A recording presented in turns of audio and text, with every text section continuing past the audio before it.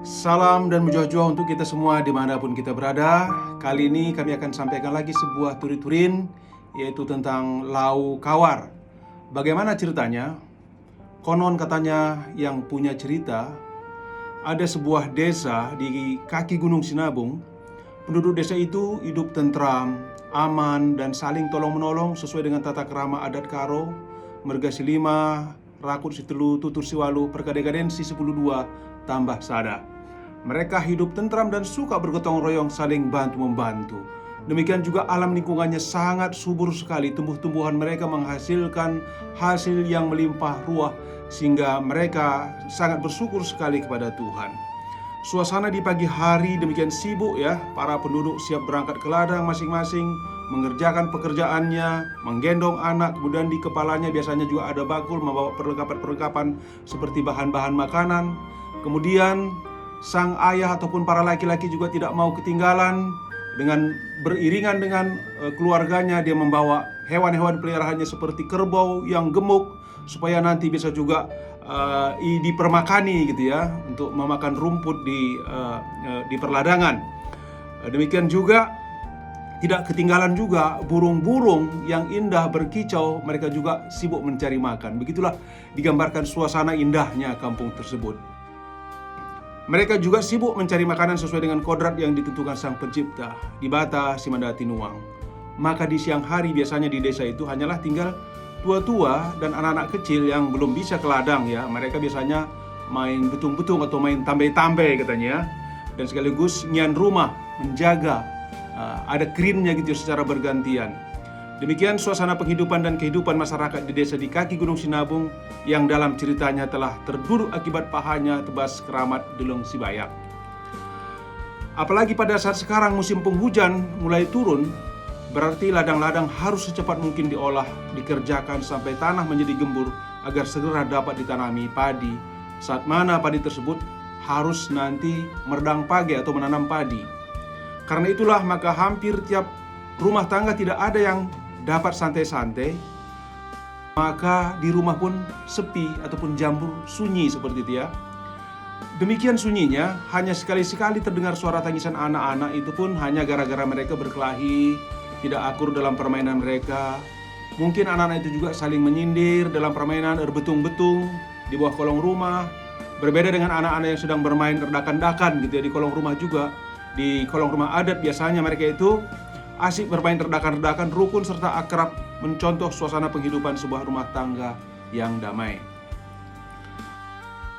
Musim tanam tiba, hampir semua ladang sudah bersih. Hanya tinggal menanam benih saja. Sudah menjadi kebiasaan bagi penduduk desa ini, setiap kali meredang biasanya dilakukan secara gotong royong dengan mengundang seluruh sanak famili ikut bekerja di ladang yang disebut dengan serayaan. Hal seperti ini dilakukan secara bergantian di masing-masing yang memiliki ladang seperti itu ya, sistem gotong royong. Pemilik ladang biasanya menyiapkan makanan dan minuman yang istimewa. Misalnya ayam atau manuk gundur ataupun hewan lainnya itu sudah sangat enak sekali makan kalau saat meredang ataupun menanam padi begitu ya. Pada saat meredang kali ini tuan rumah menyiapkan lauk istimewa, manuk tasak telu dan juga manuk cipera, yaitu ayam dicampur tepung jagung khusus.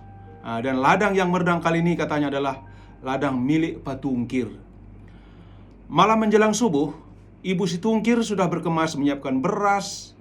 Beras sudah ditampi, ayam 3 ekor telah dikurung, membawa garam, cabai, jeruk asam, dan cipera telah disusun semuanya dalam bakul agar nanti dibawa ke ladang. Demikian juga cimpa sudah disiapkan. Di ladanglah nantinya semua bahan-bahan ini diolah menjadi bahan makanan dan untuk makan siang. Hari pun sianglah sudah, maka Patungkir telah berangkat terlebih dahulu ke ladang bersama kemenakannya. Mereka terlebih dahulu agar sebelum serayaan tiba pekerjaan ngeroka sudah dapat diselesaikan. Kali ini serayaan Patungkir ramai sekali, lebih kurang 20 orang ya ikut menanam padi ke ladang begitu. Termasuk si Tungkir pun tidak mau ketinggalan. Karena apa? Karena nanti di ladang makan enak, karena ada ayam, ada manuk cipera, ada cimpa lagi seperti itu. Kalau rumah tidak ada. Sehingga si Tungkir pun ikut, dan tinggal di rumah hanya nenek si Tungkir saja karena dia tidak sanggup ke ladang begitu, sekaligus juga menjaga rumah. Sampailah semua serayaan di ladang Patungkir, pekerjaan meredang pun segera dimulai. Dan setelah itu Ibu si Tungkir sesuai dengan kebiasaan pada saat itu membuat persembahan dulu kepada berudayang perinte-rinte, ya, Dewi Kesuburan lah kalau kata orang begitu ya. Dia menyembah menghadap Gunung Sinabung agar semua keramat Begu Jumasi berudayang ikut memberi kesuburan dan memberikan hasil akan padi yang ditanam. Sebagian menanam padi, sementara sebagian anak beru, Pak Tungkir memasak nasi serta memotong ayam di gubuk atau di dangau. Dengan demikian, menjelang siang nanti pekerjaan merdang serentak selesai, makanan juga selesai, bisa makan secara bersama-sama seperti itu. Dengan pekerjaan memasak dan nasi lauknya pun sudah selesai dimasak, kini mereka semua sudah duduk teratur dan siap-siap untuk makan, dan mereka membentuk lingkaran, dan anak beru juga sudah menyiapkan piring dari daun pisang biasanya ya, dipotong-potong seperti itu. Kemudian sebelum mereka makan, sebetulnya Ibu si Tungkir sudah menyiapkan makanan untuk mertuanya, untuk bibinya di rumah yang tadi tinggal sendiri gitu ya. Dia memasukkan paha ayam yang paling gemuk, juga masukkannya dalam abal-abal, daging ayam yang enak, cipera, juga cimpa. Itu dimasukkannya dalam peranakan dan abal-abal dan dibungkus, dan dipanggillah si Tungkir supaya si Tungkir mengantarkan makanan itu kepada neneknya yang sendirian di rumah. Tungkir, kata ibunya. Ya mak, katanya. Sini kau dulu, katanya. Antarlah dulu makanan ini kepada nenekmu, karena dia juga sudah lapar. Cepat-cepatlah, nanti setelah kau antar buat nenekmu, kembali lagi lah ke sini biar engkau makan, katanya. Baik mama, katanya. Dengan semangat dan sigap si Tungkir pun kemudian berlari-lari anjing secepatnya begitu ya. Tetapi karena berlari-lari maka di tengah jalan dia capek begitu ya. Kemudian berhenti di satu tempat, ya nggak tahu apa yang menyuruh hatinya sehingga dia membuka makanan itu. Dibukanya ya ngiler dia begitu ya. Maka dilihatnya ada paha ayam. Oh, makan sedikit ini nggak apa-apalah ini, katanya ya. Maka dimakannya sedikit, oh enak. Makannya lagi sedikit, oh enak. Demikian juga sama nasi yang dicampur sama cipera. Dalam pikirannya, aku makan dikit nggak apa-apalah ini, nanti nenek tidak akan habis. Namanya nenek juga lagi nggak selera juga makan. Aku makanlah sedikit, nanti nenek juga nggak habis. Begitu pikir si Tungkir. Maka lama-kelamaan ya kebablasan. Akhirnya si Tungkir menghabiskan makanan itu, ayam itu, dan nasinya tinggal sedikit. Dan itulah dibungkus, dibawa ke dalam neneknya. Kemudian sesampainya di rumah, Tungkir berlari-lari, dan sesampainya dia di rumahnya, dia melihat neneknya sedang tidur-tiduran di atas tikar yang sudah lapuk seperti itu ya. Dan Nek, oh Nek, katanya. Oh Nini, katanya sama nininya itu.